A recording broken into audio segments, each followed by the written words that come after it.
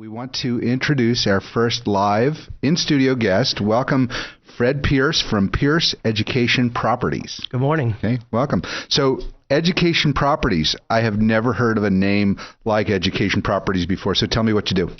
We're in the student housing business, so we buy, own, and operate purpose-built Class A student apartments at major universities nationwide. Great. And if I understand correctly, you started right here in San Diego. I did. Okay. I undergrad and graduate school at San Diego State. Was a real estate consultant with a group called the Goodkin Group. And merged into KPMG and Price Waterhouse, all here in San Diego and Southern California. And then I launched my company 20 years ago when one of our consulting projects, which is the redevelopment of the land around San Diego State University, decided to hire us to become their master developer. So for more than 10 years, starting in 1995, we were the master developer up at San Diego State. And if anybody's been up to Montezuma Mesa any time of late, it's been nothing more than transformational to the physical environment surrounding the campus, and it's ongoing. Yeah. Absolutely, it's amazing. So, I was just there last week. Well, how timely is this? You know, I have a daughter that just started over at Miracosta. Okay, so she's looking around which college she wants to go to. So now I can turn around and say, well, we have discount housing available. Where do you want to go to college? Okay. And you want to find one out of state for her? Yes, absolutely. Because Fred's nationwide. He can find something for you anywhere. And I'll keep his name for my granddaughter too, who just started college. Yes. Yeah. So now, where are you nationwide? I know we already talked about it. You're not at LSU. We are not, but we are right now at 13 universities across the country. They're largely public universities with 15,000 students that play Division I football. But just by way of example, for a couple, we're at Purdue University. That was Eve. we bought there in July. We're in escrow at Ball State. We closed Friday at Ball State, just about an hour and a half from Purdue. But we're at Ohio State, at Georgia Tech, at University of South Carolina, at Miami, the real Miami and Miami of Ohio. Oh, the real Miami, he says. And many other places all across. University of Oklahoma. So major Division I football universities across the country. How do you pick them? Interesting selections there. Yeah, well, you could go anywhere. Why those places? But the reality is that our product type is Class A. It's resort style. The amenities are on steroids. So they have, large swimming pools, sometimes indoor swimming pools, sand volleyball courts, tanning machines, fitness centers, study rooms with whiteboards. I mean, it's got everything you could imagine. And it's generally the top 25% of the student body at these Division I universities that have the discretion to choose, to have the top class, best in class apartments. Not every student affords, the Cadillac of apartments. So we find that a higher percentage of students at Division I football universities are really into their university. Priority number 1, 2, and 3 is their college education, as opposed to working part-time to get themselves through school. And don't take that as anything other than that's an appreciated, important. In fact, I've set up a whole series of scholarships at San Diego State, trying to get money to people whose parents aren't supporting their education. So they're either having to take out loans or work to do it. And our scholarships are aimed at students to not have to do that, so they can focus more on their studies. But long story short is a higher percentage of the student body at Division I football universities are candidates to live in the kinds of properties that we buy. Gotcha. Interesting. And occupancy is 100%.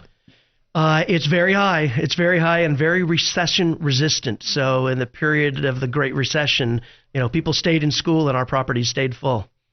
You're listening to Close Up on San Diego Business here on KCBQ, streaming live at AM1170, theanswer.com. Give us a tweet at CloseUpSD. Email me at barry@closeupsandiego.com or find our page on Facebook. Want to hear from you? I'm your host, Barry Waxler, here with Andrea K., Urban Miaris, and our guest is Fred Pierce from Pierce Education Properties. So tell us a little bit about the difference. When we think about college properties, we think about a lot of them are older and not well cared for or just worn from the years. Okay, that's not true for yours, is it? No, that's right. I think there would be a typical perception that student housing is a bunch of slumlords who properties get trashed from a bunch of parties, and ours are quite the opposite. They are super Class A.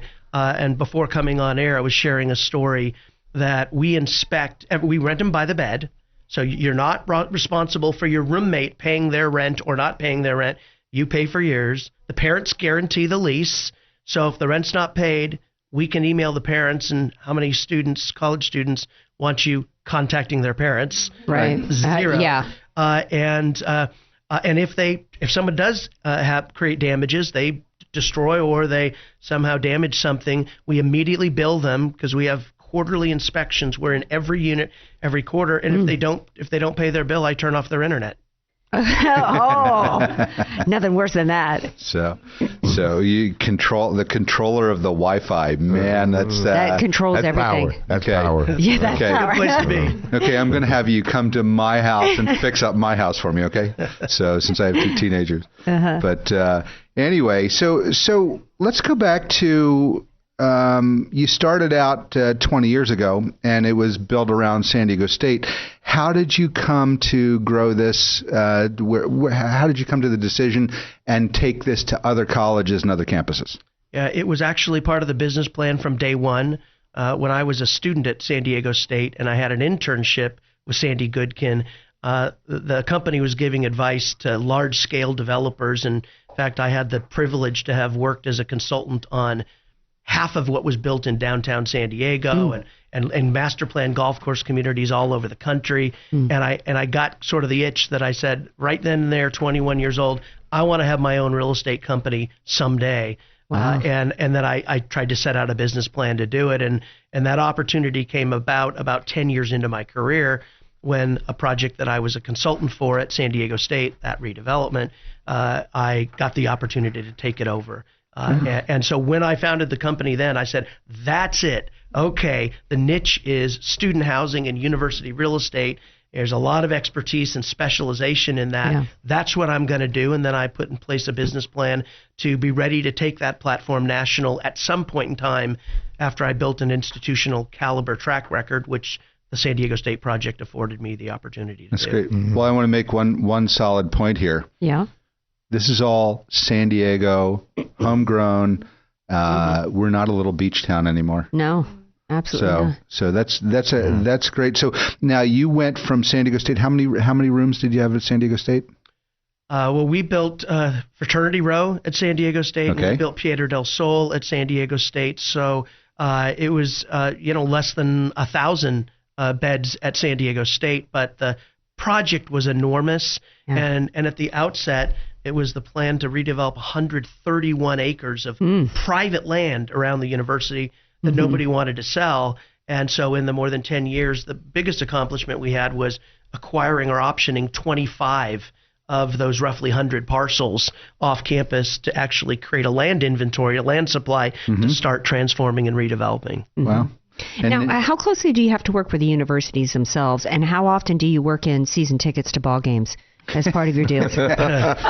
He has no season ticket availability to LSU, okay? She jokes, but in fact, one of the primary sponsorships we have with our adjacent universities is we seek to be their premier athletics sponsor. There's a giant connection between our students and the athletics and football and basketball at their schools. And just by way of example, last year at Kansas University, a little university in the Midwest, a little bit known for basketball. Just a tad. One of our leasing specials was everybody who signed a lease up through and until I think it was March 15th had their hat put in the ring to win tickets to the Final Four. Oh, and wow. And we were able to send 2 students to the semifinal games on Saturday and 2 students to the NCAA championship in Indianapolis last year. Oh, fantastic. So athletics does tie in a big way, and we're a big time athletics. And you are going to send Fisher's team in there this year, right? Absolutely. That's a good thing. Already got it on my calendar. And Greek life. Let's talk about Greek life a little bit. Barry, this is a great example of local business and all. And I tell people that you either run business on your heels or on your toes. When you're on your heels, you don't go very far. But when you're on your toes, always moving, opportunity. And it's definitely an example right now. Yeah, it's one of the phrases I always use is activity spurs activity. So you keep moving, and you're going to get where you want to go. Right. So absolutely, this is great. So yeah, I love that. Say that again. You're either on your heels or on your toes. Yeah, you got to decide on your bed. So many people just open a business and just stay there. Right. They don't go forward. They don't go out and meet people. They don't collaborate as what we focus on here. And they might be able to make a living and work 10, 12, 14 hours a day. But those who work on their toes, on business, always looking for opportunity, moving forward, stepping out, well, Fred are the ones who opportunity comes to them. That's right. Well, Fred is on his toes, aren't you? We got to keep running all the time, and you know, our business plan is to, you know, take the company from $400 million in assets, which is what we have today, to within 3 years we will be $1 billion company. Wow. That means we'll grow from over 200 employees to probably close to 500 employees. And one of the fun parts about that is half of our employees are students at the local university that work right on our properties. Yeah. And what are they doing? They're called a community assistant. Those of you that lived in a dorm in college and they had an RA, a resident assistant, well, we have community assistants. They work 18 hours a week, and they spend half their time on building relations with our residents and in planning special events and programming for the residents to have a good time alongside of studying. And then the other half of their time, they are our ambassadors in leasing.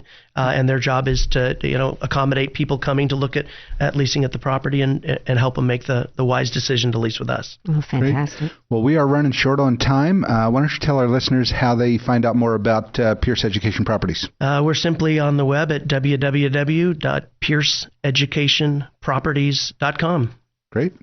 Great. Well, I appreciate you being here. This is great stories. I know Andrea wanted to get into some of the Greek life stories, but... Well, yeah, only because Fred, his daughter is like a sister of mine. We're like related now because she's in my sorority. So I was going to teach him the DZ cheer, but that's okay. Yeah, I'd like to hear He some probably sorority. already knows it. That's okay, though. I'd like to hear some sorority We'll have him stories. back. We'll have him back another time. Yeah, Urban, you've probably created many sorority stories. So let's back off now. Anyway. Awesome. Hey, thanks for being with us, Fred. Appreciate it. So this is Close Up on San Diego Business here on KCBQ, streaming live at AM1170theanswer.com. Send us a tweet at CloseUpSD or just find our page on Facebook. You can always email me at barry@closeupsandiego.com. Let me know what you think. I'm your host, Barry Waxler. We'll be right back after a word from our sponsors.